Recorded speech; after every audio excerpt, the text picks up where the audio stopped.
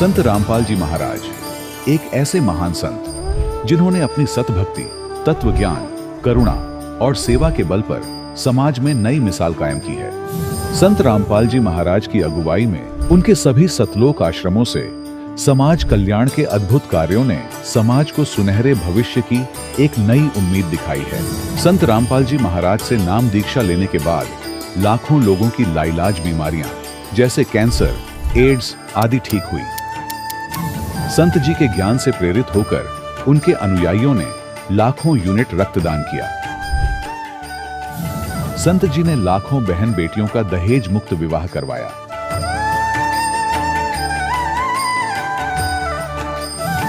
संत जी ने लाखों लोगों का नशा छुड़वाया, करोड़ों उजड़े परिवार बसे। संत जी के आश्रमों में समागम के दौरान निःशुल्क नेत्र चिकित्सा, दंत चिकित्सा प्रदान की जाती है। संत रामपाल जी महाराज द्वारा समय समय पर पर्यावरण संरक्षण के उद्देश्य से बड़े स्तर पर वृक्षारोपण किया जाता है। संत जी ने जरूरतमंदों को तत्काल राहत पहुंचाने के लिए एम्बुलेंस सेवा शुरू की। संत जी अपने अनुयायियों को देहदान के लिए प्रेरित करते हैं, जिससे मानवता की सेवा और चिकित्सा क्षेत्र में सुधार हो सके। संत रामपाल जी महाराज के सभी आश्रमों में हर रोज निःशुल्क भंडारा आयोजित किया जाता है, जहां हर वर्ग, हर जाति और हर धर्म के लोग एक साथ बैठकर भोजन करते हैं।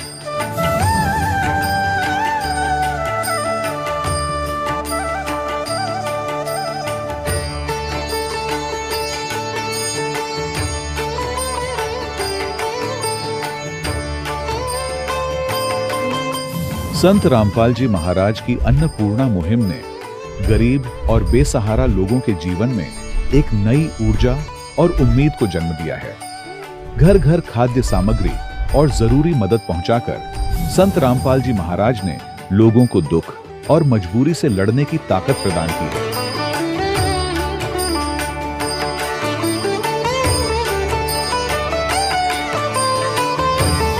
संत रामपाल जी महाराज द्वारा गरीब लोगों के लिए घर बनवाने का अद्भुत कार्य एक ऐसी मिसाल कायम कर रहा है जो सदियों सदियों संत जी की उदारता और दया भावना के तौर पर जाना जाएगा।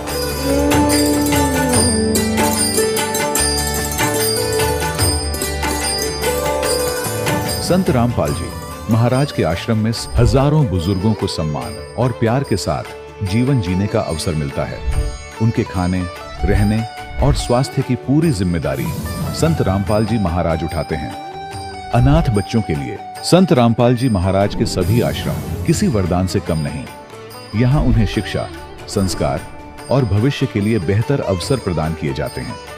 चाहे बाढ़ हो, भूकंप या महामारी, संत रामपाल जी महाराज और उनके अनुयायी हमेशा ही जरूरतमंदों के लिए सबसे आगे खड़े रहते हैं।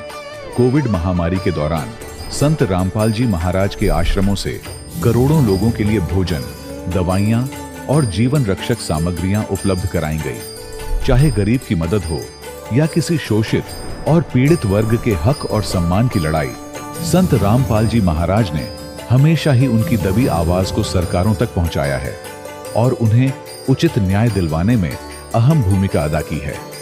समाज में आध्यात्मिक और सामाजिक मूल्यों के प्रति जागरूकता लाने में संत रामपाल जी महाराज हर कदम पर मानवता के सच्चे सेवक साबित हुए हैं। संत रामपाल जी महाराज का जीवन हमें सिखाता है कि सच्ची सेवा वही है जो निस्वार्थ भाव से की जाए। आइए हम भी इस महान सेवा के कार्य में इस महान संत से जुड़ें और संत रामपाल जी महाराज से नाम दीक्षा लेकर अपने जीवन को धन्य बनाएं।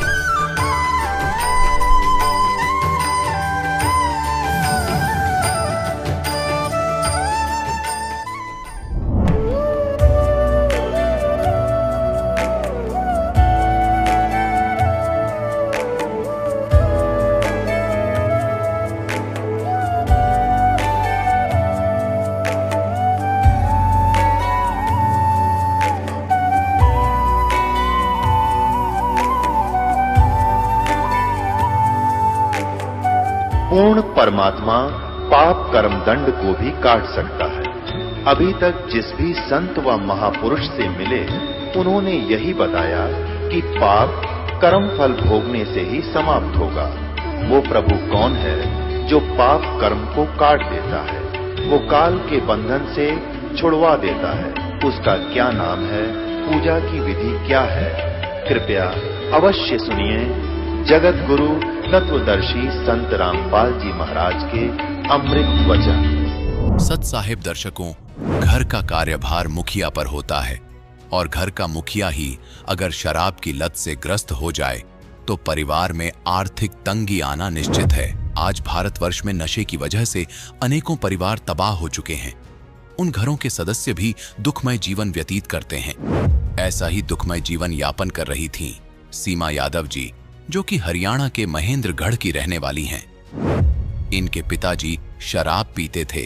शराब की लत के कारण एक दिन नशे में उनकी रीढ़ की हड्डी भी टूट गई थी, जिस कारणवश घर की आर्थिक स्थिति भी कमजोर थी और साथ ही सीमा जी का भाई भी बीमार था। दुखों का कहर चल ही रहा था। इसी बीच इन्होंने संत रामपाल जी महाराज जी से नाम दीक्षा ले ली।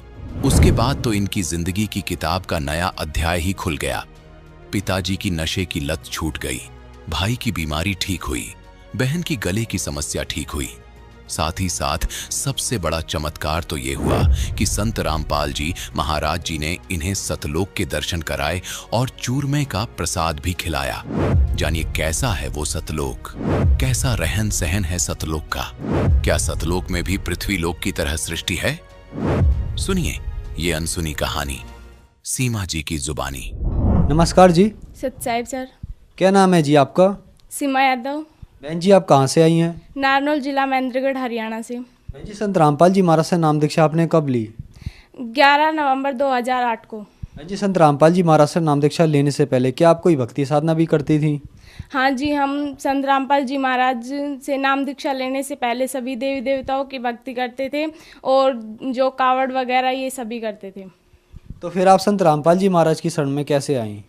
संत रामपाल जी महाराज की शरण में हम बुआ जी मतलब कि पहले से नाम ले रखा था, तो मेरे दादाजी को उन्होंने बोला कि आज हम सत्संग में जा रहे हैं तो आप हमारे घर पे मतलब बच्चों के पास रुक जाओ। तो दादाजी वहाँ पे गए। दादाजी को बुआ जी बुक दे के गई थी कि ये बुक आप पढ़ लेना इतने। तो दादाजी ने वो बुक पढ़ी और ज्ञान समझ में आ गया और दादाजी ने नाम दीक्षा ली संत रामपाल जी महाराज जी से। उसके बाद मेरी मम्मी और पापा जी ने ले लिया, उसके बाद हम लोगों को दिलवाया। संत रामपाल जी महाराज से नाम दीक्षा लेने के बाद क्या आपको कोई लाभ भी प्राप्त हुए? हाँ जी, संत रामपाल जी महाराज जी से नाम लेने के बाद हमें बहुत सारे लाभ हुए। जैसे सबसे बड़ा लाभ तो हमें मोक्ष की प्राप्ति हुई। उसके बाद मेरे पापा जी बहुत ज़्यादा शराब पीते थे, घर की आर्थिक स्थिति बहुत ही ख़राब थी। यहाँ तक कि इतनी शराब पीते थे कि जब मेरा भाई पैदा हुआ तो 6 दिन तक तो घर पे भी नहीं आए थे मेरे पापा जी। और इसके अलावा शराब पीने के कारण मेरे पापा की रीढ़ की हड्डी टूट गई थी, तो बिल्कुल मतलब चल भी नहीं सकते थे। तो गुरुजी संत रामपाल जी महाराज के कारण पापा का नया अध्याय ही खुल गया। पिताजी की नशे की लत छूट गई, भाई की बीमारी ठीक हुई, बहन की गले की समस्या ठीक हुई। साथ ही साथ सबसे बड़ा चमत्कार तो ये हुआ कि संत रामपाल जी महाराज जी ने इन्हें सतलोक के दर्शन कराए और चूरमे का प्रसाद भी खिलाया। जानिए कैसा है वो सतलोक, कैसा रहन सहन है सतलोक का। क्या सतलोक में भी पृथ्वी लोक की तरह सृष्टि है? सुनिए ये अनसुनी कहानी सीमा जी की जुबानी। नमस्कार जी। सत साहिब सर। क्या नाम है जी आपका? सीमा यादव। बहन जी आप कहाँ से आई हैं? नारनौल जिला महेंद्रगढ़ हरियाणा से। बहन जी संत रामपाल जी महाराज से नाम दीक्षा आपने कब ली? 11 नवंबर 2008 को। बहन जी संत रामपाल जी महाराज से नाम दीक्षा लेने से पहले क्या आप कोई भक्ति साधना भी करती थी? हाँ जी, हम संत रामपाल जी महाराज से नाम दीक्षा लेने से पहले सभी देवी देवताओं की भक्ति करते थे और जो कावड़ वगैरह ये सभी करते थे। तो फिर आप संत रामपाल जी महाराज की शरण में कैसे आई? संत रामपाल जी महाराज की शरण में हम बुआ जी मतलब कि पहले से नाम ले रखा था, तो मेरे दादाजी को उन्होंने बोला कि आज हम सत्संग में जा रहे हैं तो आप हमारे घर पे मतलब बच्चों के पास रुक जाओ। तो दादाजी वहाँ पे गए। दादाजी को बुआ जी बुक दे के गई थी कि ये बुक आप पढ़ लेना इतने। तो दादाजी ने वो बुक पढ़ी और ज्ञान समझ में आ गया और दादाजी ने नाम दीक्षा ली संत रामपाल जी महाराज जी से। उसके बाद मेरी मम्मी और पापा जी ने ले लिया, उसके बाद हम लोगों को दिलवाया। संत रामपाल जी महाराज से नाम दीक्षा लेने के बाद क्या आपको कोई लाभ भी प्राप्त हुए? हाँ जी, संत रामपाल जी महाराज जी से नाम लेने के बाद हमें बहुत सारे लाभ हुए। जैसे सबसे बड़ा लाभ तो हमें मोक्ष की प्राप्ति हुई। उसके बाद मेरे पापा जी बहुत ज़्यादा शराब पीते थे, घर की आर्थिक स्थिति बहुत ही ख़राब थी। यहाँ तक कि इतनी शराब पीते थे कि जब मेरा भाई पैदा हुआ तो 6 दिन तक तो घर पे भी नहीं आए थे मेरे पापा जी। और इसके अलावा शराब पीने के कारण मेरे पापा की रीढ़ की हड्डी टूट गई थी, तो बिल्कुल मतलब चल भी नहीं सकते थे। तो गुरुजी संत रामपाल जी महाराज के कारण पापा बिल्कुल सही हो गए, शराब भी छोड़ दी पापा ने। उसके अलावा घर में मतलब बहुत सारे पैसे बढ़े, मम्मा ने जहाँ पैसे रख रखे थे उससे एक्स्ट्रा पैसे मिले मम्मा को। उसके बाद गुरुजी मेरे को सतलोक लेके गए, तो गुरुजी फिर मेरे पास आए परमात्मा कबीर साहिब, तो वो बोले कि बेटा सतलोक चलेगी? मैं बोली हाँ गुरुजी सतलोक चलूँगी। गुरुजी आए और फिर मेरे को सतलोक लेके गए। मैं जगी रही थी, सो नहीं रही थी, मेरे को एक सपना सा लगा वो, और फिर गुरुजी लेके गए। फिर वहाँ पे गुरुजी ने मेरा घर दिखाया। गुरुजी बोले बेटा आपकी भक्ति पूरी होने के बाद आप यहाँ पे आओगे। और फिर वहाँ पे बहुत सारा मतलब बहुत ही सुंदर नज़ारा था। इतनी रोशनी थी कि 16 करोड़ सूर्य लगा दे तो भी इतनी रोशनी नहीं हो सकती यहाँ पे। और वहाँ पे बहुत मतलब बड़े बड़े फल वगैरह के पेड़ थे, तो वहाँ पे एक मतलब बहुत बड़ा पेड़ था, वहाँ पे बहुत मोटा आम लग रहा था। तो मैं सोची तोड़ के खा लूँ, फिर मैंने नहीं खाया। मैं सोची गुरुजी क्या सोचेंगे कि बिना पूछे ही खा रही है ये, तो फिर मैंने नहीं खाया। तो फिर गुरुजी ने सिंहासन दिखाया, वो बहुत बड़ा था। कबीर साहब वहाँ पे बैठे हुए थे, बिल्कुल सोने का जैसा था। फिर गुरुजी मेरे को लेके आए नीचे, तो गुरुजी ने मेरे को चूरमे का प्रसाद दिया। मेरे को ये भी नहीं पता गुरुजी कहाँ से लेके आए थे चूरमे का प्रसाद और कहाँ से वो आया, तो गुरुजी ने मेरे को दिया। और फिर मैं नीचे आई तो मैं चिल्लाने लग गई जोर जोर से कि गुरुजी आए हैं, गुरुजी दर्शन कर लो गुरुजी के। तो गुरुजी ने बोला कि नहीं बेटा चुप, किसी को नहीं बताना। तो मैं चुप हो गई। गुरुजी ने मेरे को प्रसाद दिया, मैंने गुरुजी को खुद के हाथों से प्रसाद खिलाया चूरमे का। वो चूरमा इतना था कि हाथों से बिल्कुल घी टपकने लग रहा था नीचे। फिर मैंने गुरुजी को खिलाया। उसके बाद मैं मतलब मेरे पास जो बैठे थे बुआजी की लड़की थी, तो मैंने उसको खिलाया। तो गुरुजी बोले नहीं बेटा किसी को नहीं खिलाना, ये आपके लिए है। मैं बोली ठीक है गुरुजी।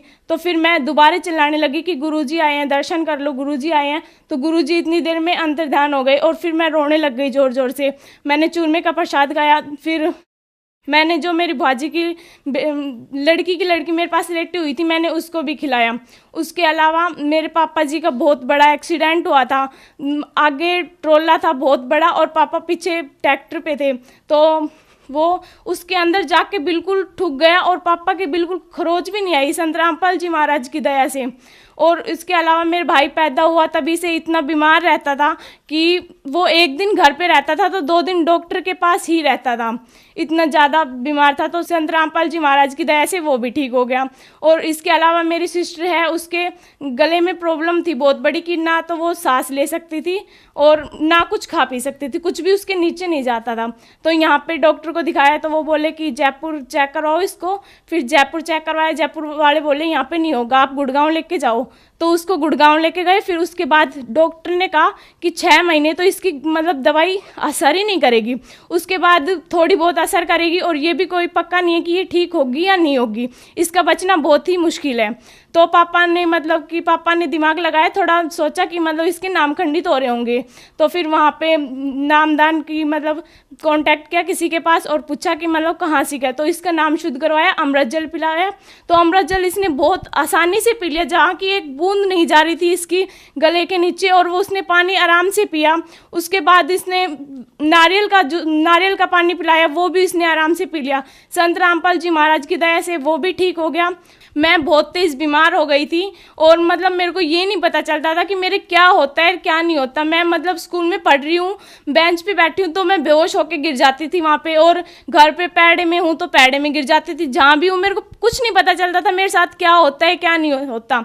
मैं बहुत ज़्यादा बीमार हो गई थी। तो पहले नारनौल के डॉक्टर ने दिखाया, तो उन्होंने कहा कि भाई तू सोचती ज़्यादा है, तो इसका कोई इलाज नहीं है। तो उन्होंने मेरे को दिन में 6 तो इंजेक्शन देते थे वो, और दवा। तो मैंने डॉक्टर को कहा नहीं मैं दवा नहीं लूँगी इतनी सारी, आप इंजेक्शन दे दो। फिर उसके बाद उन्होंने कहा नहीं, दवा तो लेनी पड़ेगी, वैसे आप कैसे ठीक हो सकते हो। तो फिर पापा बोले नहीं भाई, इसका यहाँ पे इलाज नहीं हो सकता, ये यहाँ पे थोड़ा बहुत भी असर नहीं है, इसको जैसे थी वैसे ही है, कुछ ज़्यादा ही बीमार हो रही है, मतलब पहले चल सकती थी अब ये चल भी नहीं सकती है बिल्कुल। तो पापा जयपुर लेके गए, जयपुर वाले डॉक्टर ने भी कहा कि भाई ये सोचती ज़्यादा है या फिर मतलब कोई बात है जो ये किसी को नहीं बताना चाह रही। मैं बोली नहीं ऐसी कोई बात नहीं है। तो मैंने परमात्मा से कहा परमात्मा आप ही ठीक कर सकते हो, संत रामपाल जी महाराज। तो गुरुजी ने फिर मैं सोची नाम खंडित हो रहे होंगे किसी कारण से, तो फिर मैंने नाम शुद्ध करवाए और पहले से बहुत ठीक है बीमारी, और डॉक्टरों की वजह से कुछ नहीं, संत रामपाल जी महाराज ने ठीक किया है मेरे को। इसके अलावा बहुत सारे लाभ मिले हमें। मेरी जो सिस्टर थी उसकी अभी रमैनी हुई है परमात्मा की दया से, बिना दहेज उसकी रमैनी हुई है। रमैनी शादी को बोलते हैं, जो शादी होती है वैसे हमारे रमैनी गुरुजी की रमैनी करते हैं। तो वहाँ पे ना तो दहेज लिया जाता, ना ही बैंड बाजा, कुछ भी नहीं होता, बिल्कुल सिंपल शादी होती है। संत रामपाल जी महाराज से नाम दीक्षा लेने के बाद आपको बहुत सारे लाभ प्राप्त हुए, तो जो दर्शक आज आपको देख रहे हैं आप उन्हें क्या संदेश देना चाहेंगी? उन्हें मैं संदेश तो क्या देना चाहती हूँ, पर मैं उनसे प्रार्थना कर सकती हूँ कि परमात्मा आए हुए हैं संत रामपाल जी महाराज, उनसे उनकी भक्ति समझो, बुक्स पढ़ो, बहुत सारी बुक है, या फिर टीवी चैनल पे बहुत सारे चैनल पे सत्संग आते हैं, उनके सत्संग सुनो और अपनी मोक्ष प्राप्ति करवाओ। संत रामपाल जी महाराज से नाम दीक्षा कैसे प्राप्त की जा सकती है? संत रामपाल जी महाराज से नाम दीक्षा प्राप्त करने का बहुत ही सरल आइडिया है। आप टीवी चैनल पे सत्संग आता है उस पे देख सकते हो, या बुक्स के पीछे भी नंबर रहते हैं, हर बुक्स के पीछे नंबर मिलेंगे, उस पे आप कांटेक्ट करके आपके जो भी जितना पास नामदान पड़ता है वहीं से आप नाम दीक्षा प्राप्त कर सकते हैं। धन्यवाद जी। सच्चाई। दर्शकों, अभी आपने सुने संत रामपाल जी महाराज से दीक्षा प्राप्त करके सुखी हुए भक्त के अनुभव। अब देखिए जगत गुरु तत्वदर्शी संत रामपाल जी महाराज के मंगल प्रवचन। कि दुर्वासा कोपेतः, दुर्वासा वहां क्रोधित हुआ किस बात पे? बच्चों ने मजाक कर दिया कि बिजली गिर गई थी, साधु संत ठीक है बेटा भाग जाओ, खबरदार आगे बकवाद करी है निकम्मे, ऐसे करते संतों के साथ मजाक करते, इतना क्या कि छोड़ सके था, और शराब दे दिया तुम्हारा नाश होगा। आम व्यक्ति से भी गिरे हुए थे ये लोग जिनको मैं ऋषि माना करते थे। एक बुजुर्ग आदमी बड़े आदमी से को बालक मजाक भी कर ले, उसको इतना भयंकर शराब दिया करते हैं। पुरात्माओं जैसे किसी के हाथ में बंदूक है, पिस्टल है, और कोई बालक मजाक कर दे और उसका वो गोली मार दे, वो तो एक ढेर आदमी होगा समर्थ, तो उसको पता है तो कितनी कितनी भयंकर वस्तु लिए रहा है, किसके ऊपर दाग रहा है। वो नीच व्यक्ति होता है, मजाक करने पे भी इतनी भी सहन नहीं कर सकता। तो इस स्थिति के थे वो ऋषि, उनके पास ये हथियार थे वचन के और शराब देने के। तो यहां सूक्ष्म वेद में लिखा है कि दुर्वासा को पेतः, क्रोधित हो गए और समझ न आई नीच, ये भी नहीं सोचा तू क्या करने जा रहा है, और 56 करोड़ यादव कट गए, और वह मची रुद्र की कीच, यानी रक्त की 11 माच की, खून की 11 मच की, 56 करोड़ आदमी जहां लाश हो जाए और नदी बह कर चल पड़े खून की, रक्त की। तो यहां पुण्यात्माओं, ना तो ये भगवान समर्थ जिनको हम पूजा करते, ना ये ऋषि एक अन्य के जिनको ज्ञान ही नहीं था, इनको ये नहीं पता भगवान कौन है। अब ये भगवान के लिए निकले थे घर से, साधना करेंगे, भक्ति करेंगे, अंगार जहां अंगारों से शीतलता की खोज करने लगे, अंगारों पर चलने के अभ्यस्त हो गए। थोड़ी आंच को भी हम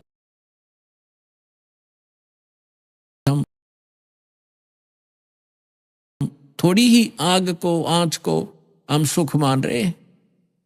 झूठे सुख को सुख कहे, ये मान रहा मन मोद, ये सकल चबीना काल का, कुछ मुख में कुछ गोद। परमात्मा क्या कहते हैं? भाई तन दर सुखिया कोई न देखा, जो देखा सो दुखिया हो, उदय अस्त की बात करे मन, सबका किया विवेक का हो, सबका किया विवेक का हो। तन दर सुखिया कोई न देखा, जो देखा सो दुखिया हो। उदय अस्त की बात करे मन, सबका किया विवेक का हो, सबका किया विवेक का हो। भाई घाटे बाधे सब जग दुखिया, के गृहस्थी बैरागी हो। घाटे बाधे सब जग दुखिया, के गृहस्थी बैरागी हो। सुख देव ने दुख के डर से, गर्भ में माया त्यागी हो, गर्भ में माया त्यागी हो। तन दर सुखिया कोई न देखा, जो देखा सो दुखिया हो। उदय अस्त की बात करते हैं, मन सबका किया विवेक का हो, सबका किया विवेक का हो। भाई जंगम दुखिया योगी दुखिया, तपस्वी को दुख दूना हो।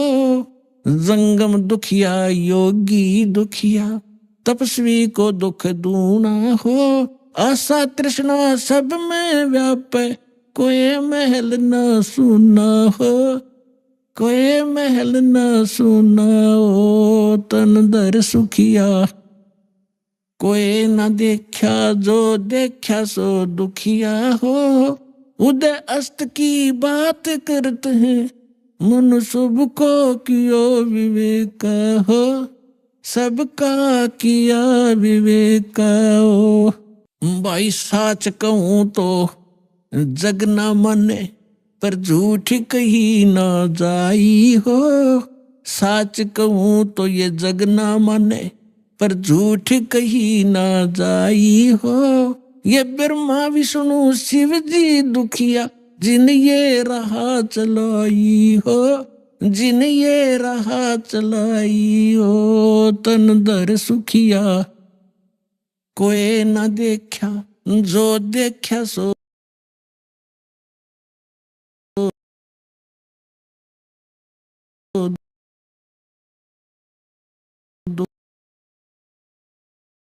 दुखिया हो। उदय अस्त की बात करते हैं, मन सबका किया विवेक का हो, सबका किया विवेक का हो। भाई सूरपति दुखिया भूपति दुखिया, रंक दुखी बपरीति हो। सूरपति दुखिया भूपति दुखिया, रंक दुखी बपरीति हो। कहे कबीर और सब दुखिया, एक संत सुखी मन जीती हो, संत सुखी मन जीती हो। तन दर सुखिया कोई न देखा, जो देखा सो दुखिया हो। उदय अस्त की बात करते हैं, मन सबको किया विवेक का हो, सबका किया विवेक का हो। सूरपति दुखिया भूपति दुखिया, रंक दुखी बपरीति हो। सूरपति दुखिया भूपति दुखिया, रंक दुखी बपरीति हो। कहे कबीर और सब दुखिया, एक संत सुखी मन जीती हो, संत सुखी मन जीती हो। तन दर सुखिया कोई न देखा, जो देखा सो दुखिया हो। उदय अस्त की बात करते हैं, मन सबका किया विवेक का हो, सबका किया विवेक का हो। पुणात्माओं, सौभाग्य आपका और धन आपके माता पिता जिनसे जन्म हुआ। आपको वो अनमोल वचन सुनने को मिल रहे हैं जो इन ब्रह्मा विष्णु महेश को भी छींट भी नहीं लगी थी इस ज्ञान की, जो आपके ऊपर वर्षा कर दी भगवान ने। कभी सीडी के माध्यम से, कभी सत्संग के माध्यम से, कभी चिप के माध्यम से परमात्मा आपकी आत्मा पर वर्षा कर रहे हैं। और इस ज्ञान से एक बार परिपूर्ण हो जाना, आप देखना फिर भगवान यहाँ भी सुख देगा और सतलोक में जाओगे जहाँ कभी मृत्यु नहीं होती, कभी वृद्ध अवस्था नहीं आती, किसी चीज का अभाव नहीं वहां पर। अब जो प्रसंग चल रहा है, जिस लोक में आप रह रहे हो ये अंगार बरस रहे हैं, और जहां अंगार थोड़े से कम हैं, हल्की आग वाले, हम उनको सुख मान बैठे। अब क्या बताते हैं कि घाटे बाधे सब जग दुखिया और के गृहस्थी बैरागी हो। अब देखो पुण्यात्माओं, परमात्मा पाने के लिए जिसने घर त्याग दिया, हम उसको बैरागी मानते थे, सन्यासी मानते थे। अब वो बैराग प्राप्त करना और सन्यासी होना हमने कहां से ग्रहण किया, कौन से ग्रंथ से प्राप्त किया हमने ये ज्ञान? श्रीमद् भगवत गीता अध्याय नंबर 3 के श्लोक नंबर 4, 5, 6, 7 में स्पष्ट वर्णन किया है कि अर्जुन, यदि तू काम छोड़ कर कर्म सन्यासी बन गया, जंगल में जा बैठा, तेरा निर्वाह कैसे होगा, पेट कैसे पालेगा तू? इसलिए तू काम भी कर और भक्ति भी कर। फिर ये कहां से लाए, घर छोड़ कर चले गए, जंगल में जाकर सुख होगा? जंगल में कैसे सुख होगा, वन में? अब घर में सारी सुविधा आपको, समय पर रोटी मिल रही है, झोपड़ी है, मकान है, जैसा भी आपको सुविधा कर्मानुसार मिली, उसमें संतोष करो और उसमें बैठ कर अपना भक्ति करो। समय पर भूख लगेगी तो खाना खाया, भूख समाप्त हुई, वह इच्छा खत्म हुई, वो कल्पना समाप्त हुई तो भक्ति करेगा। यदि रोटी मिली नहीं तो भक्ति कैसे करेगा? उसी को सोचता रहेगा कहां से लाऊं, कैसे मिलेगी, और रोटी का सुमन होगा, वो भगवान का नहीं होता। अब जैसे घर छोड़कर चला गया, वैरागी बन गया, वहां जाकर गर्मी भी लगेगी, सर्दी भी आवेगी, वर्षा भी होगी, उसके लिए फिर झोपड़ी डालनी पड़ेगी, उसने वहां झोपड़ी या गुफा खोदनी पड़ेगी, और भूख लगेगी, फिर गांव में जाना पड़ेगा मांगने के लिए, दिए माई गालिए दिए एक रोटी। अब जब तक रोटी ना मिलेगी तो ना भगवान से याद आवे कोई ना, रोटी याद आऊंगी इसके। तो परमात्मा ने बताया करके जो साधना करनी चाहिए, जो उसका तरीका है, वो तुम्हें पता नहीं। आप फिर ये सोच बैठे कि उन्हीं को भगवान मिलता होगा जो जंगल में चले जाते हैं, खड़े होकर तप करते, दोनों के ऊपर तपते। ये तो मूर्खों की साधना थी। परमात्मा कहते हैं कि दंभ करें, दंभ माने पाखंड है। लोग दिखावा ड्रामा करते हैं, बैठ जाएंगे कि तो धूना लगा के ऊंचे से स्थान पर बैठेंगे ना, खूब दूर तो सब न दिखे महात्मा बैठा है, ताकि दुनिया आने लग जाए और उसकी पूजा शुरू हो जाए। डंब करें, डूंगर चढ़े, डूंगर माने पहाड़ पर बैठ जाते हैं जाकर ये लोग नकली। डंब करें डूंगर चढ़े, अंतर झीनी झूल, और जग जाने बंदगी करें बो है सुल बबूल। परमात्मा अपने सूक्ष्म वेद में कहते हैं कि दुनिया तो जनता तो सोचा ये भक्ति कर रहा है, बड़ा महापुरुष है, धूना लगा के बैठा है, और कपड़े भी त्याग रखे, लंगोट बांध रखा है, और परमात्मा कहते हैं जग जाने बंदगी करे, भक्ति करे, यो बो है सुल बबूल। तब से जो तपस्या वो करते, जैसे दुर्वासा ने खूब तपस्याएं की थी और क्या प्राप्ति की, अंगारे भर दिया अपने अंदर, तोब ये बकवाद सिद्धि की, वचन से किसी का नाश कर देना। अब दुर्वासा जी ने श्राप दे दिया बेमतलब बकवास का। अब उसने उसके बैड अकाउंट में लिख दिए, वो 56 करोड़ मानस व्यक्ति उसने मार दिए वचन से, और वो उसके बैड अकाउंट में लिखे जाएंगे। जब ये कुत्ते की योनि में होगा दुर्वासा, इसके सिर में कीड़े पड़ेंगे, वो 56 करोड़ आत्माएं इसको खा रही होंगी। यहाँ कहते हैं तुमने उस दरगाह का मैल नहीं देखा और धर्मराज के तिल तिल का लेखा। यहां बता रहे हैं जग जाने बंदगी करे। परमात्मा कहते हैं ये बो है सूल बबूल, इन्होंने तो काटे बोली अपने भविष्य में, सिद्धि पा के किसी को बेनिफिट दे दिया, किसी को हानि दे दी, दोनों अपनी भक्ति अक्षीण करी, उधर से पाप इकट्ठे कर लिए। अब क्या बताना चाहते हैं परमात्मा कि घाटे बाद सब जग दुखिया। जैसे किसी को हानि होगी व्यवसाय के अंदर तो स्वाभाविक दुखी है, तो होगा दुखी होगा, और जिसका घना बेनिफिट हो गया, जैसे किसी का 1 लाख का लाभ हो गया व्यवसाय में, वो 5 लाख का काम शुरू करेगा और 4 लाख लेगा कर्ज, फिर उसमें हो जा नुकसान, फिर वो कर्ज जो ले लिया नुकसान भी ना होया, काम चल पड़ा, कुछ दिन में वो मांगने वाले शुरू हो जाएंगे आने, उसने नींद आवे नहीं, कभी फैक्ट्री में हड़ताल होगी, कभी कुछ हो गया, वह समस्या हो रहेगी। कहते हैं यहाँ हानि हो जा तो दुखी और लाभ हो गया तो दुखी, घाटे बाद सब दुखिया और के गृहस्थी बैरागी हो। अब बैरागी बनकर जंगल में जा बैठा, वहां भूख लगी, समस्या है गर्मी और सर्दी वर्षा, ओले पड़े सिर में, फोड़ दे सिर ने, उसके लिए झोंपड़ी डाली, फिर बर्तन भी लाया तो इधर से मांग गए, फिर वो सांग जोड़ लिया जो छोड़ के गया था घर से, क्या फायदा है वहां जंगल में बैठने का, घर में समय पर टूक मिल रहा है, रोटी मिल रही है, खाओ और भजन करो, अपना काम भी करो, निर्वाह भी करो।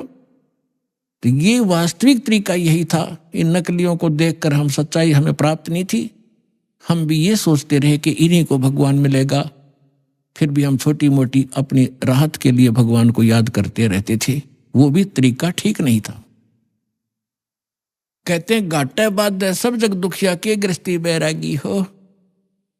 और सुखदेव ने दुख के डर से गर्भ में माया त्यागी हो। अब मां के गर्भ में बच्चे को अपना भविष्य का और पूर्व जन्म की सारी याद रहती है कि पिछले जन्म में मैंने क्या क्या गलतियां की, इतने मनुष्य जीवन मुझे मिले, मैंने कैसे बर्बाद कर दिए, संत पूरा मिला नहीं, साधना ठीक बनी नहीं, अटपट करके सिद्धियां प्राप्त करके अपना जीवन नाश किया, फिर 84 लाख योनियां भोगी मैंने। वो सारी इतिहास देखता रहता, पिछली बैकग्राउंड ट्रेलर चलता रहता, इसके आगे अगला जीवन भी उसको दिखाई देता कि इसमें मेरे साथ क्या बनेगी। तो ये सोचता है कि हे भगवान अब के इस नरक से निकाल दाता, पीछे गलती हुई सो हुई, अब के गलती नहीं करूंगा, परम संत को खोजूंगा, केवल भक्ति करूंगा, आपकी याद करूंगा, पीछा छुटवाऊंगा, जन्म मरण का रोग कटवाऊंगा और केवल अपना छोटा निर्वाह के लिए अपना सिंपल वे से रहूंगा और निर्वाह के लिए काम भी करूंगा, लेकिन भक्ति अवश्य करूंगा, मूल उद्देश्य जानकर करूंगा, मुझे एक बार निकाल दो बाता था। तो इसी बात को याद करके सुखदेव ऋषि जी ने 12 वर्ष तक गर्भ से बाहर नहीं आए। फिर ब्रह्मा विष्णु महेश यहाँ के व्यवस्थक हैं, इनको चिंता बनी, काल ने इनको प्रेरणा की, इन्होंने मीटिंग की कि भी एक सुखदेव नाम के एक ऋषि है, एक बच्चा है गर्भ से बाहर नहीं आ रहा है, 12 वर्ष हो गए, ऐसे अगर ये मर्यादा हमारी खराब होगी तो बहनें 12-12 वर्ष तक बच्चों को गर्भ में रखने लगेंगी तो माँ दुखी हो जाएंगी। बच्चा तो 9 महीने मुश्किल से हो जाता है इन बहनों को, माताओं को गर्भ में रखना।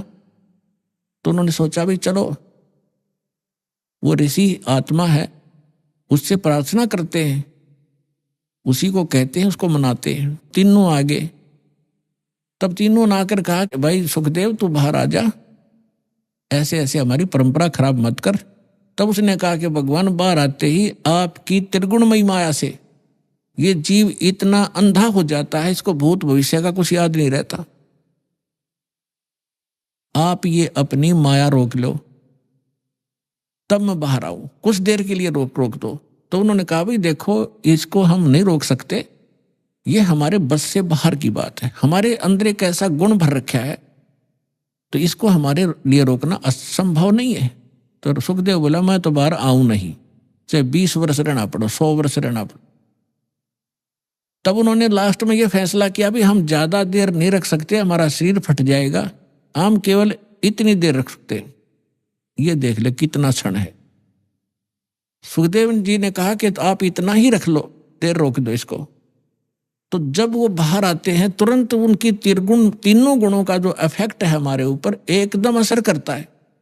उस समय जब वो मां के गर्भ से बाहर आया तो वो इतनी देर रोके, इतनी देर में बाहर आ गए, वो चले गए। अपने आत्माओं उसको इस दुख के डरते हैं, गर्भ में माया त्यागी कि मैं इस संसार के चक्कर में नहीं पड़ूंगा, अपना मोक्ष कराऊंगा। मोक्ष बालकों का खेल है। घर से उठ गया आकाश, पिछले संस्कार से उसमें इतनी सिद्धि थी, आकाश में उड़ जाता था, आकाश में उड़ गया, आगे जाके धरती पर टेकना तो पड़ेगा, आकाश में कितने दिन रहेगा, रोटी भी खानी है, आगे नहाना धोना भी होता है। फिर वह पृथ्वी पर फिर गिरा वापस। कहने का भाव ये है कि फिर इस पिछले पूर्व जन्म के भक्ति शक्ति से कुछ सिद्धियां आ जाती, और उन सिद्धियों से हम ये मान बैठते हैं कि ये बड़ा महापुरुष है। सिद्धि तो इस प्राणी का सबसे बड़ा दुश्मन है। अरे इसके लिए ये, इसी के कारण ये सब ऋषि और महर्षि प्रसिद्ध हो रहे थे। अंत में आपने कथा बहुत बार सुनी है सुखदेव ऋषि की।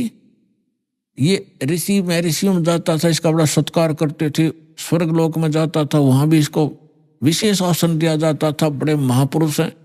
एक दिन विष्णु लोक में चले गए। जैसे प्रत्येक डिस्ट्रिक्ट में और प्रत्येक प्रांत में गवर्नमेंट रेस्ट हाउस होते हैं, उसमें उच्च अधिकारी ही रुका करते हैं। प्रत्येक लोकों में, शिवलोक में, विष्णु लोक में, ब्रह्मा जी के लोक में, इंद्र के लोक में, इनके अपने अपने अलग से रेस्टोरेंट हैं जिसमें अधिकारी गण यानी देव लोग ही जाकर रुकते हैं। तो ये पहुंच गया वहां पर सुखदेव ऋषि विष्णु जी के लोक में। उस रेस्ट हाउस में जाने लगा।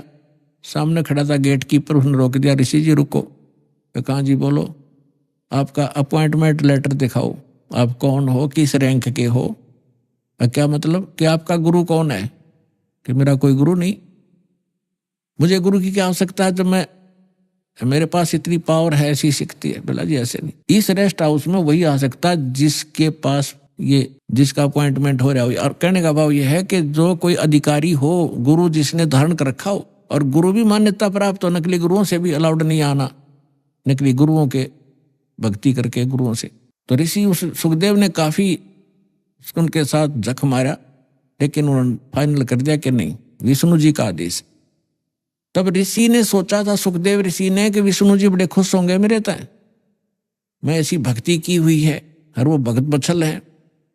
सुखदेव ऋषि ने कहा कि विष्णु जी से बात कराओ मेरी, तुम मुझे क्यों नहीं जाने दे रहे हो। तो वो पहरेदार गए विष्णु जी के पास, बाकी वहीं खड़ा रहा एक दो, कि भगवान ऐसे एक ऋषि आए हैं, सुखदेव नाम बता रहा है, और वो जिद कर रहा है और इस स्वर्ग के अंदर रेस्टोरेंट में जाने का, रेस्ट हाउस के अंदर जाने की। तो विष्णु जी ने पूछा फिर आपने मना क्यों किया? कि उन्होंने बताया कि उनका गुरु नहीं है कोई, निगुरे हैं, वो अधिकारी नहीं, और आपका आदेश है कि जो निगुरा व्यक्ति हो, जिसका गुरु नहीं हो, इसमें अलाउड नहीं है। आदेश दो भगवान, क्या आदेश आपका? कि बिल्कुल ठीक है, नहीं जाना चाहिए। अब वो जिद कर रहा कि मैं भगवान से बात करके ही वापस जाऊंगा, नहीं तो यही बैठूंगा। तो भगवान विष्णु ने आए बाहर। अब ऋषि जी ने सोचा तो यूं था कि विष्णु जी बड़ी शाबाशी देंगे मेरे को, और ये सोच रहा था कि ये पहरेदार गेट कीपर ये मुझे जानबूझकर हरास कर रहे हैं। विष्णु जी तो आते मुझे सीने से लगाएंगे, भगत वत्सल भगवान हैं, सतो गुणी हैं। जब भगवान विष्णु ने आकर पूछा कि ऋषि जी क्या वाद विवाद है तुम्हारा, यहाँ कैसे आए आप, तो आधा फ्यूज तो वहीं हो गया भगवान के चेहरे को देखकर कि आज ठीक ढंग से बोल नहीं रहे। तब ऋषि ने कहा कि सुखदेव ने जी, मैं ऐसे ऐसे, सुखदेव नाम है मेरा, और मैं रेस्ट हाउस में, इस रेस्टोरेंट में जाना चाहूँ था स्वर्ग में, इन्होंने मना कर दिया जाना, इन्होंने मुझे रोक दिया। तो भगवान विष्णु ने उन्हीं के सामने पूछा पहरेदारों से, अभी क्यों रोक दिया आपने ऋषि जी को? पहरेदारों ने बताया कि आपका आदेश है, जिनका गुरु नहीं है, मान्यता प्राप्त गुरु, वो आपके स्वर्ग में अलाउड नहीं है। तब विष्णु जी ने पूछा क्यों ऋषि जी, आपका कोई गुरु नहीं? नहीं जी। सुखदेव बोले नहीं, मेरा कोई गुरु नहीं, कि जाइए आप यहां से और गुरु बना कर आइए यहाँ पर। अपने आत्माओं देखो, ज्ञान से आपको पता चलेगा, सुख संवेद से, तत्व ज्ञान से। अब देखो, अभी तक हम क्या देखा करते, दास ने खूब देखा, जिन्होंने लाल कपड़े पहन लिए और कोई गुरु पद प्राप्त कर लिया, घर त्याग दिया, सन्यास हो गए, ब्रह्मचारी हो गए, तो वो ये सोचा करते गृहस्थी तो एक नेग्लेक्टेड आदमी है। उनको ये जैसे पहले शूद्रों को सोचा करते थे, इनकी ऐसी दृष्टि थी इन ऋषियों की कि गृहस्थी तो एक वैसे रिजेक्टेड आदमी होता है, आदरणीय नहीं होता। अब सुखदेव ऋषि ने कहा कि जी मैं किसको गुरु बनाऊं, मेरे योग्य गुरु पृथ्वी पर नहीं है। तो भगवान ने कहा कि ऋषि जी ये भी तेरा वहम है, तेरा अहंकार बोल रहा है, और जाइए राजा जनक को गुरु बनाना। तो सीता जी के पिताजी कहलाए थे राजा जनक। अब राजा जनक के काफी रानियां थी, गृहस्थी थे और भगत भी थे। अब सुखदेव ऋषि इतना अहंकारी कि गृहस्थी लोग, राजा लोग तो मेरे चरण छूते हैं और मैं गृहस्थी को जाकर के, राजा को जाकर के नमस्कार करूं, क्योंकि गुरु बनाना है तो प्रणाम भी करना है, दंडवत भी करनी है, मत्था भी रगड़ना है। अहंकार खड़ा हो गया, वहां से तो आ गया, लेकिन वो दूसरे स्वर्ग में, कोमन स्वर्ग है इंद्र का लोक, उसमें ये चला जाता था। जब उसमें दोबारा गया उस दिन उसका चेहरा उतरा हुआ था। अन्य जो देव वहां बैठे थे वो कहने लगे, ऋषि जी आज क्या बात है, मायूस बहुत हो तुम। तब ऋषि ने कहा कि ऐसे ऐसे मैं विष्णु जी के लोक में गया था, भगवान ने मुझे स्वर्ग में प्रवेश करने से मना कर दिया। तो जितने भी वहां बुद्धिमान भगत संत महात्मा बैठे थे, ऋषि और देव, वो कहने लगे ये बात बची नहीं, सुखदेव आपकी बात हमारा गले नहीं उतर रही कि भगवान विष्णु और आपको ऐसे अनादर किया आपका, नहीं कोई बात बता, गलती क्या है। तब उसने बताया कि भगवान ने कहा कि तू गुरु नहीं बना रखा, इसलिए आप यहां रहने के अधिकारी नहीं हो। तब उन महापुरुषों ने जो वहां बैठे थे बुद्धिमान, उन्होंने कहा कि सुखदेव आपका कोई गुरु नहीं है? कि नहीं मेरा कोई गुरु नहीं है, धिक्कार है तेरे जन्म को। सभी ने एक स्वर में बोला जो बुद्धिमान होते, क्या करेगा तू इस मिट्टी का, ये बैटरी चार्ज है तेरी, कुछ दिनों में खत्म हो जाएंगी ये सब सिद्धियां, और कीड़े मकोड़े की पशुओं की योनि में जाएगा, गधा बनेगा, गुरु धारण करना पड़ेगा। और फिर दूसरा भगवान ने कह दिया, फिर अग्रम अग्रम कैसी भले आदमी, जब भगवान विष्णु ने कह दिया उसको, तो उसी को तुम भगवान मानते हो, तो उसी ने कह दिया गुरु बना, और फिर भी तेरे अंदर ये अग्रम अग्र है, तो काहे का तू ऋषि है। तब वहां क्या कहता है वो, भाई राजा जनक गृहस्थी भाई, कैसे शीस निभाऊं जाई। सुखदेव बोले ज्ञान विवेका, हम स्त्री का मुख नहीं देखा। देख कहाँ अड़गी काल की आंट, अड़ंगा कहाँ डाल दिया उसने कि राजा जनक गृहस्थी भाई और कैसे शीस निभाऊं जाई। और बोले सुखदेव ज्ञान विवेका, अपनी बुद्धि से उसने खूब सोच समझ गया बात कही कि मैंने स्त्री का मुख नहीं देखा, मैं तो बाल ब्रह्मचारी हूं और राजा गृहस्थी आदमी है, उसके घनी नारायणियां भी कही हैं, और उसको कैसे माथा टेकूंगा, कैसे ना सिर झुकाऊंगा, मेरी तो नाश हो जाएगा इज्जत का। तब ऋषि बोले भाई इज्जत ले ले, अर्चे भगवान ना तो अगली जन्म में गधा बनेगा या सारी इज्जत तेरी बिखरती फिरेगी ऋषि जी। अब उसको फिर एक झटका लगा एकदम, क्योंकि महात्मा भगत है वो, चल भगवान के लिए भटक रहा है, उसके अंदर जगह है भगवान की, लेकिन अज्ञान अहंकार बनता है। तो उसको एकदम झटका लगा और उसकी एकदम पिछला बैकग्राउंड चल पड़ी। उसको थोड़ी सी झलक दिखाई दी कि एक समय ये सुखदेव ऋषि 84 लाख योनियों भोग रहा था, गधे की योनि में भटक रहा जन्मा था और अंधा हो गया। कुम्हार ने उसको त्याग दिया, जंगल में चला जा रहा था, एक पगडंडी पे अटकल सी लगाता हुआ, आगे जाके एक नाला था थोड़ा सा 2.5-3-4 फुट का, लोग उस पे उसके ऊपर से कूद जाते थे और उसको कदम रख जाते थे आगे पीछे, ऐसे कोई इक्का दुक्का जाता था उस रास्ते से। तो सुखदेव यानी उस गधे अंधे ने वो दिखा नहीं नाला और उस नाले में फंस गया, आगे मुंह टिक गया, पीछे तो बैक लाग गई। अब कोई इक्का दुक्का व्यक्ति वहां उस रास्ते जाता था, दिन में 2-3 दिन में एक आध, वो निकाल नहीं सका उसको, उसके कमर पे पैर रखे व्यक्ति और पुली बना ली, पार होने लगे उसके ऊपर से। तो उसको वो घटना याद आई और हफ्ते 10 दिन वो भूखा प्यासा वहां मरा। वो उसके सामने वो चक्कर काटने लगी वो घटना। तब राजा जनक से जाकर दीक्षा ली। ये लंबी कहानी है, फिर कर बताएंगे। तो यहां परमात्मा कहते हैं भाई घाटे बाधे सब जग दुखिया के गृहस्थी बैरागी हो, सुखदेव ने दुख के डर से गर्भ में माया त्यागी हो, गर्भ में माया त्यागी हो। अभी आपने सुने संत रामपाल जी महाराज के मंगल प्रवचन। आइए अब सुनते हैं संत रामपाल जी महाराज से नाम दीक्षा लेकर सतभक्ति करके अद्भुत लाभ प्राप्त करने वाले अनुयायी के विचार।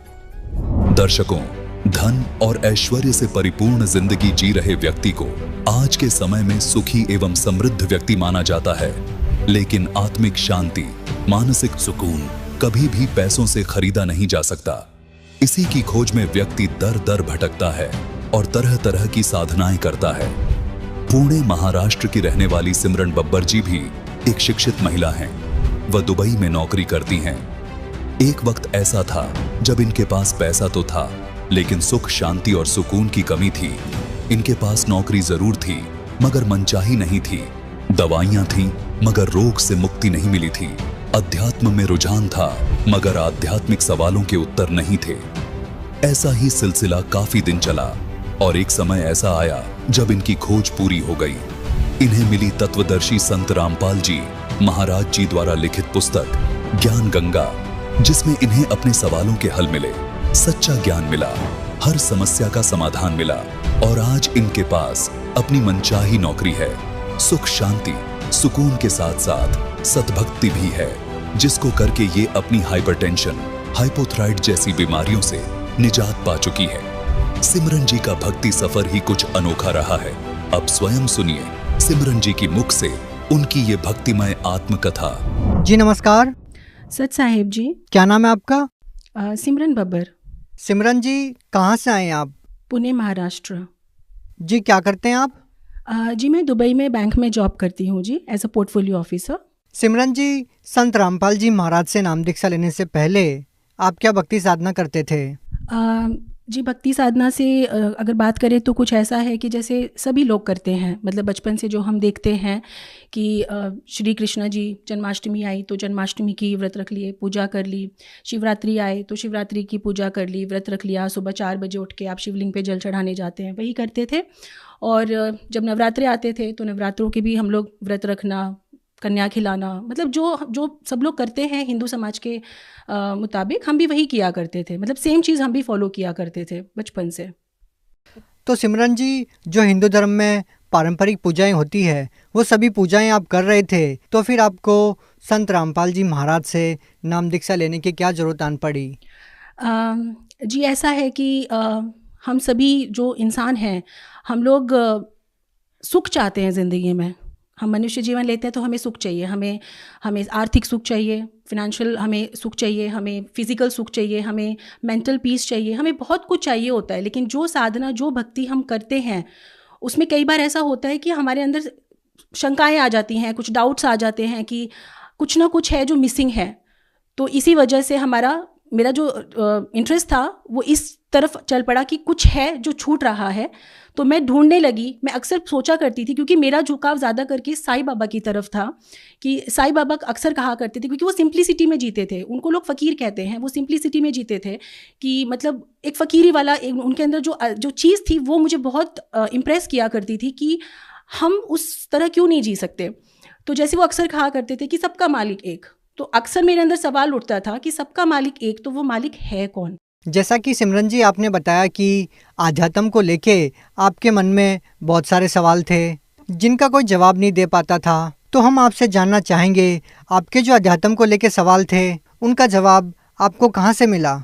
जी जैसे कि मैंने बताया कि मैं दुबई में जॉब करती थी। अब आप सोचे दुबई में अगर मैं जॉब करती हूँ तो हमारा जो लाइफस्टाइल होता है, मतलब मालिक की दया से जो परमात्मा है जो हैं, उस समय ऐसी सोच थी कि जो हैं सब कुछ है, आर्थिक सुख है, मतलब फाइनेंशियल कोई प्रॉब्लम नहीं था, और फिज़िकल भी हेल्थ इश्यूज़ थे, आते जाते रहते थे, बट दवाइयाँ कभी छूट नहीं रही थी। यानी कि अगर आपका शारीरिक कोई दुख है, अगर आपका हेल्थ वाइज कोई पेन है, तो आप मेंटल पीस ऑफ माइंड खो देते हैं। मतलब आपको पीस ऑफ माइंड चाहिए कि कुछ तो है जो मिसिंग है। तो इस चक्कर में मेरा कई बार ऐसे होता था कि मेरा इंडिया आना होता था छुट्टी में, साल में 1 या 2 बार।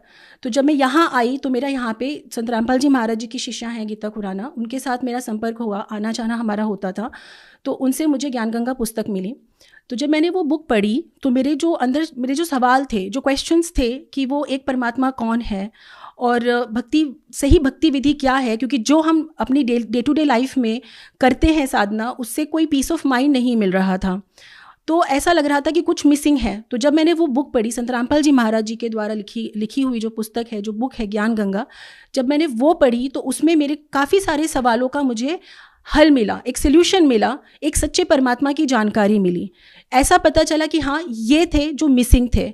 सिमरन जी, अध्यात्म को लेके आपके क्या सवाल थे जिनका उत्तर आपको ज्ञान गंगा पुस्तक में मिला? ऐसा आपने ज्ञान गंगा पुस्तक में क्या पढ़ा जिनसे आप प्रभावित हुए? पुस्तक पढ़ते वक्त मुझे ये समझ में आया, जैसे सवाल उठते हैं कि वो एक परमात्मा कौन है, हम लोग जन्मते मरते क्यों हैं, वो कौन से परमात्मा है जिनकी हमें भक्ति करनी चाहिए, इतनी भक्ति साधना करने के बाद भी हम दुखी क्यों रहते हैं, यानी कि जो सुकून चाहिए, जिस वजह से हम सुकून से ये ज़िंदगी जी सके, वो सारे जो सवाल थे वो ज्ञान गंगा पुस्तक पढ़ते वक्त उन सब का सल्यूशन मुझे मिला।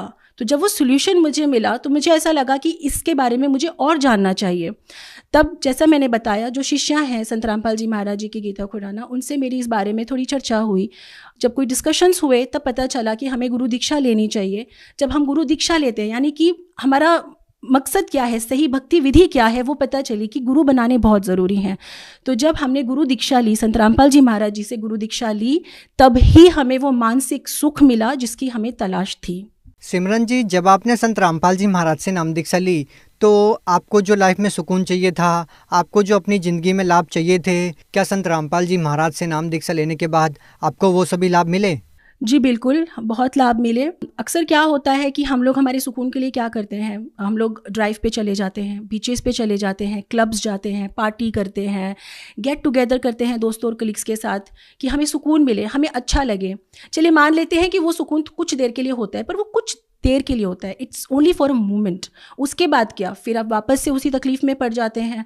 तो जब हम दीक्षा लेते हैं संत रामपाल जी महाराज जी से, तो ये हमें सुकून भक्ति मार्ग में आकर मिलता है कि आप कहीं भी चले जाइए, आप किसी भी पार्टी में, किसी भी क्लब में, किसी भी मूवी में, किसी भी तरह की लाइफस्टाइल में चले जाइए, आप इस सब से निकल के सुकून आपको संत रामपाल जी महाराज जी से दीक्षा लेकर ही मिल सकता है। क्योंकि ये मैं करके देख चुकी हूँ और मैं इसी लाइफस्टाइल में जी रही थी जो आजकल सब जीते हैं और पसंद करते हैं। अभी जैसे बताएं कि शारीरिक सुख के बारे में, जो फिजिकल हम लोग तकलीफ़ में होते हैं कि हमारे साथ ये हेल्थ इशू है, वो हेल्थ इशू है, तो मेरे साथ अक्सर ऐसा होता था कि मुझे एक्चुअली 21 और 22 की उम्र से ही, जब मैं 21-22 की एज में थी, तब से ही मुझे हाइपरटेंशन की प्रॉब्लम थी। यानी कि अक्सर टेंशन ले लेना और अनकॉन्शियस हो जाना मेरे साथ हमेशा रहता था।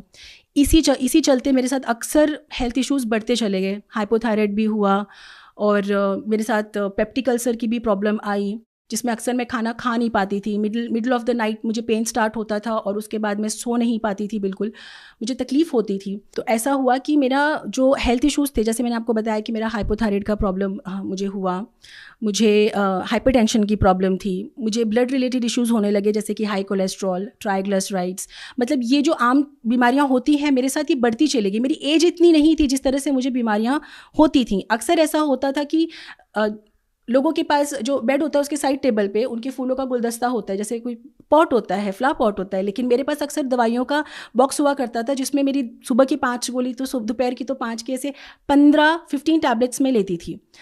उससे भी लेकिन कोई आराम नहीं होता था। तो बस जैसे मैंने बताया कि संत रामपाल जी महाराज जी से दीक्षा लेने के बाद ही मुझे वो सुकून मिला, मेरी वो दवाइयाँ छूट गई। यकीन मानिए मेरी वो दवाइयाँ बिल्कुल छूट गई, मतलब अब मैं कोई दवा नहीं लेती हूँ, मुझे किसी दवा की ज़रूरत नहीं पड़ती है। और सबसे अच्छी चीज़ तो ये है कि जैसे नींद की गोलियाँ भी लेने की ज़रूरत नहीं है, मैं जब चाहूँ जहाँ चाहूँ वहाँ सो सकती हूँ। वो सुकून मिला है, वो नींद मिली है जो पहले कभी नहीं मिली थी।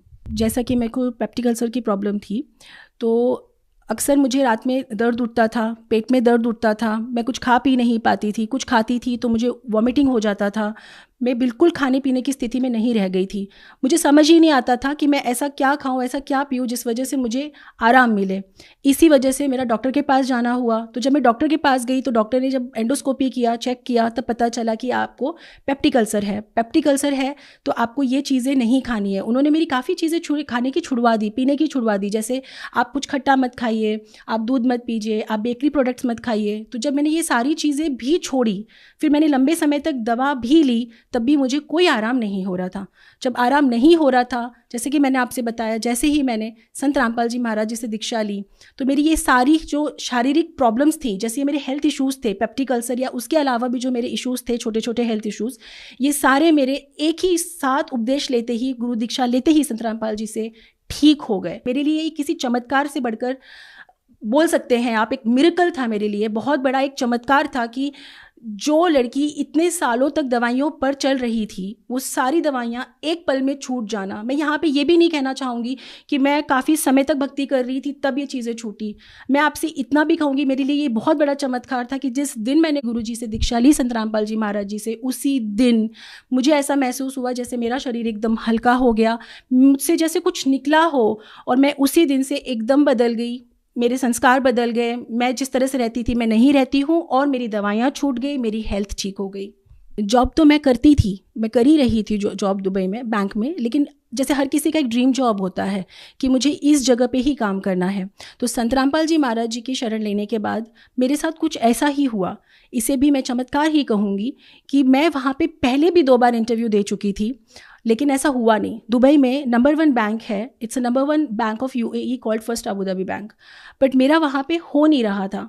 2 बार ट्राई किया था, किसी न किसी वजह से वो नहीं हो पाता था। संत रामपाल जी महाराज जी से दीक्षा लेने के बाद जब मेरा वापस दुबई जाना हुआ, और जिस जगह मुझे जॉब करनी थी उस जगह से मुझे ऑलरेडी इन्फॉर्म कर दिया गया था कि वहाँ पे इंटरव्यू होना है और फाइनल इंटरव्यू होना है। कुछ ऐसा हुआ कि कुछ दिन बाद मेरा बर्थडे था, 10 जुलाई 2019 की बात है, मेरा बर्थडे था। मुझे जब ये पता चला कि लोग तोहफे देते हैं, बर्थडे मनाते हैं, और क्योंकि हम संत रामपाल जी महाराज जी की शरण में हैं तो हम चीज़ों को नहीं मानते, तोहफा कोई हमें देगा तो वो हमें परमात्मा ही दे सकते हैं, सतगुरु रामपाल जी महाराज जी ही दे सकते हैं, इतना मन में ठान लिया था। तो रात को सोते वक्त हर कोई परमात्मा, अपने अपने भगवान को याद करके सोता है कि ये कुछ ना कुछ जो है तकलीफ़ वो बताता है, कुछ परमात्मा से मांगता है। तो बस मैंने भी परमात्मा से सोते वक्त करबद्ध होके परमात्मा से यही मांगा कि परमात्मा, कल आपकी बेटी का बर्थडे है, कोई मुझे क्या दे सकता है, मुझे ये जॉब चाहिए, कल मेरा फाइनल इंटरव्यू है, परमात्मा आप बस मुझे अपनी बेटी को ये जॉब जो है गिफ्ट में दे दीजिए, तोहफे में दे दीजिए। तो कुछ ऐसा हुआ कि जब मैं दूसरे दिन सुबह उठी, और अर्ली मॉर्निंग डेफिनेटली हम लोग उठते हैं, तैयार होते हैं, जाते हैं, उसके पहले संत रामपाल जी महाराज जी ने मुझे दर्शन दिए और मुझसे कहा, मुझे प्रकट होकर दर्शन दिए खुद, कि बेटा ये जॉब तेरा है, ये तुझे तोहफे में मिला। उन्होंने खुद मेरा गाड़ी से उतरते वक्त मेरा हाथ पकड़ा, मुझे मेरे ऑफिस के गेट तक छोड़ा और मुझे आशीर्वाद देकर कहा कि बेटा ये जॉब अब से तेरा है। और यकीन मानिए उस दिन मुझे कोई उम्मीद नहीं थी, क्योंकि काफ़ी सारे कैंडिडेट्स थे, लेकिन जब मैं वहाँ पे इंटरव्यू के लिए गई और जिस तरह सरलता से वो इंटरव्यू हो गया, और जब मैं बिल्डिंग के कंपाउंड से बाहर भी नहीं आई थी, मैं उस लिफ्ट में थी और मुझे कॉल आ गया कि आप ऑलरेडी शॉर्टलिस्ट हो चुके हैं, आप सिलेक्ट हो चुके हैं, यू आर हायर्ड। तो मुझे रोना आ गया, क्योंकि मैं काफ़ी समय से ट्राई कर रही थी उस जॉब के लिए और वो हो नहीं रहा था। मेरी ख्वाहिश थी कि मैं उस जगह पे एक बार काम करूं, और मुझे वो जॉब इतनी आसानी से परमात्मा बंदी छोड़ सतगुरु रामपाल जी महाराज जी की दया से मिल गया।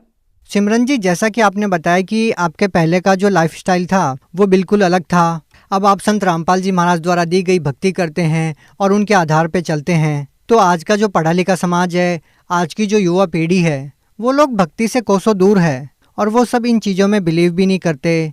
और संत रामपाल जी महाराज से नाम दीक्षा लेने के बाद आपका जीवन बिल्कुल बदल गया, आपका लाइफस्टाइल बदल गया। क्या कहना चाहेंगे उन सभी लोगों को आप?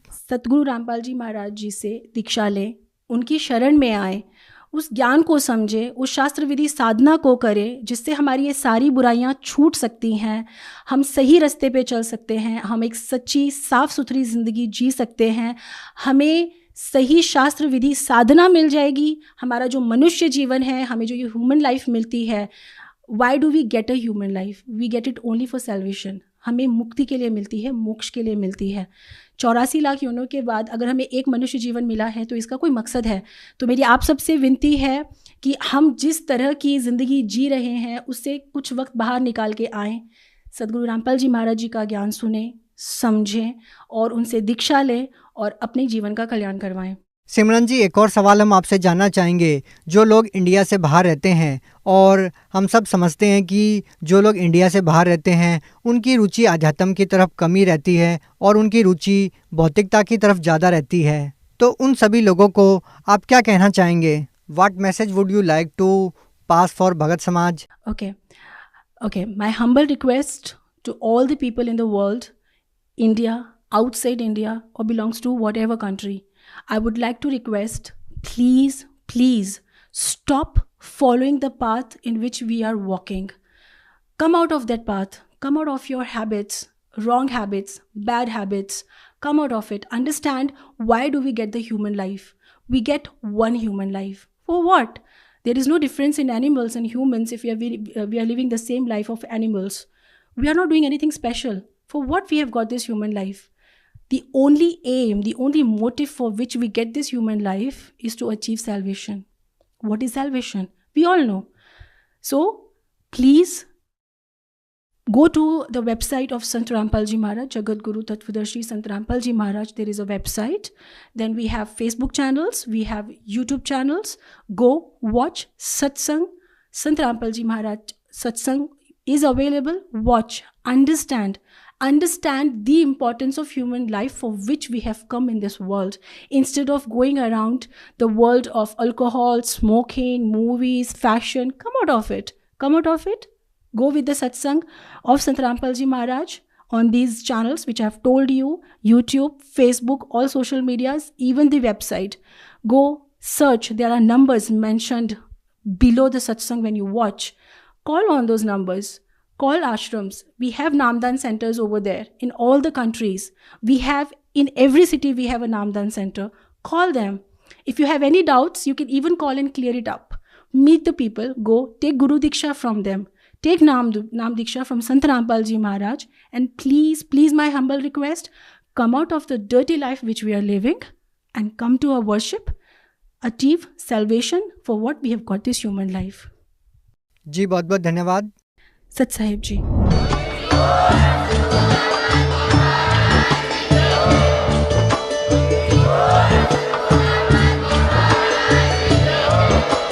आप सुन रहे थे जगत गुरु तत्वदर्शी संत रामपाल जी महाराज जी के मंगल प्रवचन। अधिक जानकारी के लिए विजिट कीजिए हमारी वेबसाइट www.jagatgururampalji.org।